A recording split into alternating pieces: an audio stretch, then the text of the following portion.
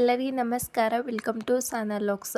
ಮಂಡಾಳು ಸೂಸ್ಲಾ ಅಂತಲೇ ಫೇಮಸ್ ಆಗಿರುವ ನಮ್ಮ ಉತ್ತರ ಕರ್ನಾಟಕ ಶೈಲಿಯ ಮಂಡಾಳು ಒಗ್ಗರಣೆನ ಯಾವ ರೀತಿ ಮಾಡೋದು ಅಂತ ತೋರಿಸ್ಕೊಡ್ತಾ ಇದ್ದೀನಿ.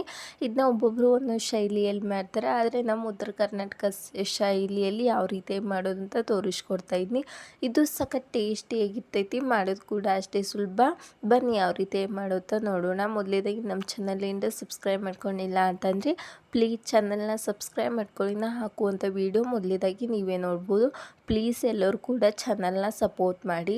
ಮೊದಲೇದಾಗಿ ಗ್ಯಾಸ್ ಮೇಲೆ ಒಂದು ಪಾತ್ರೆನ ಇಟ್ಕೊಂಡು ಅದಕ್ಕೆ 1.5 ಟೇಬಲ್ ಸ್ಪೂನಷ್ಟು ಎಣ್ಣೆನ ಹಾಕೋತಾ ಇದ್ದೀನಿ.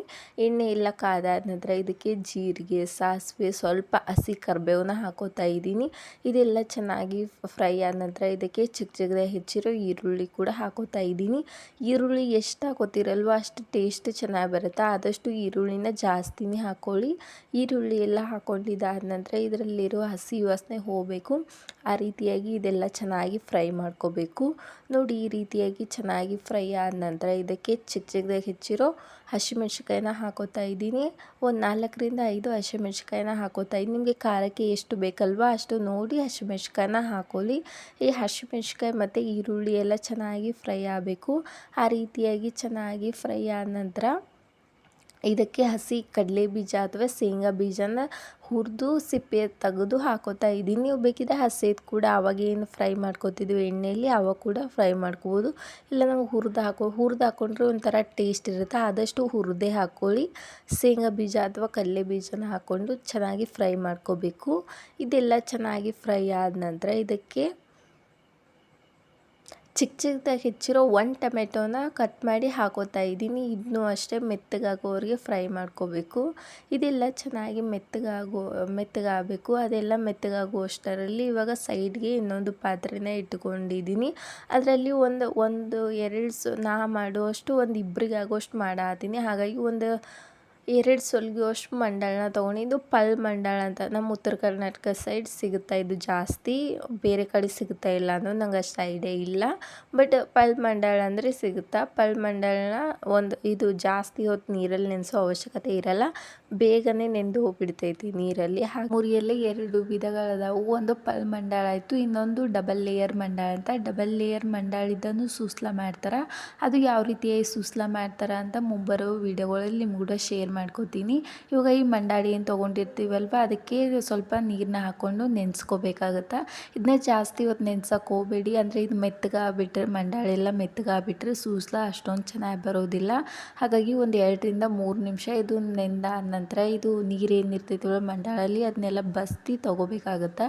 ಇವಾಗ ಆವಾಗೇ ಟೊಮೆಟೊ ಮೆತ್ತಗಾಗೋಕೆ ಬಿಟ್ಟಿದ್ವಿ, ಅದು ಕೂಡ ಮೆತ್ತಗಾಗಿದೆ. ಇವಾಗ ಮೆತ್ತಗಾಗಿರೋ ಟೊಮೆಟೊಗೆ ಇವಾಗ ಮಂಡಾಳಿ ಏನು ತೊಗೊಂಡಿರ್ತೀವಲ್ಲ ನೀರಲ್ಲಿ ನೆನೆಸಿ ಅದು ಕೂಡ ಹಾಕೋತಾ ಇದ್ದೀನಿ. ಅದೆಲ್ಲ ಹಾಕ್ಕೊಂಡಿದ್ದಾದ ನಂತರ ಇದಕ್ಕೆ ರುಚಿಗೆ ತಕ್ಕಷ್ಟು ಉಪ್ಪು ಕೂಡ ಹಾಕೋತಾ ಇದ್ದೀನಿ.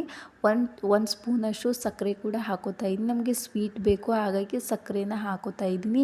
ನಿಮಗೆ ಬೇಕಿದ್ದರೆ ಹಾಕ್ಕೊಳ್ಳಿ, ಬಟ್ ಹಾಕ್ಕೊಂಡ್ರೆ ಟೇಸ್ಟೇ ಚೆನ್ನಾಗಿರುತ್ತೆ. ಇಲ್ಲ ನಮಗೆ ಸ್ವೀಟ್ ಅನಿಸುತ್ತಾ ಬೇಡಪ್ಪ ಅನ್ನೋರಿದ್ರೆ ಸಂಪೂರ್ಣವಾಗಿ ಸಕ್ಕರೆನ ಸ್ಕಿಪ್ ಕೂಡ ಮಾಡ್ಕೋಬೋದು. ಅದು ಆದ ನಂತರ ಇದಕ್ಕೆ ಸ್ವಲ್ಪ ಅರಿಶಿನ ಹಾಕ್ಕೊಂಡು ಇದನ್ನ ಮಿಕ್ಸ್ ಮಾಡ್ಕೋಬೇಕಾಗುತ್ತೆ. ಇದೆಲ್ಲ ನೋಡಿ ಈ ರೀತಿಯಾಗಿ ಮಿಕ್ಸ್ ಎಲ್ಲ ಆದ ನಂತರ ಇದು ಇಷ್ಟಕ್ಕೆ ರೆಡಿ ಆಗುತ್ತೆ. ಬಟ್ ನಮ್ಮ ಉತ್ತರ ಕರ್ನಾಟಕ ಸೈಡ್ ಎದಕ್ಕಪ್ಪ ಸೂಸ್ಲಾ ಫೇಮಸ್ಸಪ್ಪ ಅಂತಂದರೆ ಇದು ಪುಟಾಣಿ ಪುಡಿ ಅಥವಾ ಹುರುಗಡ್ಲೆ ಪುಡಿ ಅಂತ ಏನು ಹೇಳ್ತೀವಲ್ವ ಅದನ್ನ ಮಿಕ್ಸರ್ಗೆ ಹಾಕ್ಕೊಂಡು ಪುಡಿ ಮಾಡ್ಕೋಬೇಕು. ಅದೆಲ್ಲ ಪುಡಿ ಮಾಡ್ಕೊಂಡಿದ್ದಾದ ನಂತರ ಅದನ್ನು ಇದಕ್ಕೆ ಹಾಕೋಬೇಕಾಗತ್ತೆ. ಸ್ವಲ್ಪ ಹಾಕ್ಕೊಳ್ಳಿ, ಜಾಸ್ತಿ ಹಾಕ್ಕೊಳಕ್ಕೆ ಹೋಗ್ಬಿಡಿ, ಅಂದರೆ ಇದ್ರೊಳಗೆ ಎಣ್ಣೆ ಅಂಶ ಏನಿರ್ತೈತಲ್ವ ಅದೆಲ್ಲ ಹೋಗ್ಬಿಡ್ತೈತಿ ಜಾಸ್ತಿ ಹಾಕ್ಕೊಂಡ್ರೆ. ಹಾಗಾಗಿ ಸ್ವಲ್ಪ ಪ್ರಮಾಣದಲ್ಲಿ ಹಾಕ್ಕೊಳ್ಳಿ. ಅದು ಸ್ಪೂನಷ್ಟು 1.5 ಟೇಬಲ್ ಸ್ಪೂನ್ ಹಾಕ್ಕೊಳ್ಳಿ. ಅಷ್ಟು ಹಾಕ್ಕೊಂಡ್ರೆ ಟೇಸ್ಟ್ ಚೆನ್ನಾಗಿರ್ತೈತಿ. ಇದೆಲ್ಲ ಪುಡಿ ಅಥವಾ ಹುರುಗಡ್ಡೆ ಪುಡಿನ ಹಾಕ್ಕೊಂಡಿದ್ದಾದ ನಂತರ ಇದನ್ನ ಇನ್ನೊಮ್ಮೆ ಚೆನ್ನಾಗಿ ಮಿಕ್ಸ್ ಮಾಡ್ಕೋಬೇಕು. ಇದೆಲ್ಲ ಚೆನ್ನಾಗಿ ಮಿಕ್ಸ್ ಆದ ನಂತರ ಇದಕ್ಕೆ ಕೊನೆಯದಾಗಿ ಸ್ವಲ್ಪ ಕೊತ್ತಂಬರಿ ಸೊಪ್ಪನ್ನ ಹಾಕೋತಾ ಇದ್ದೀನಿ.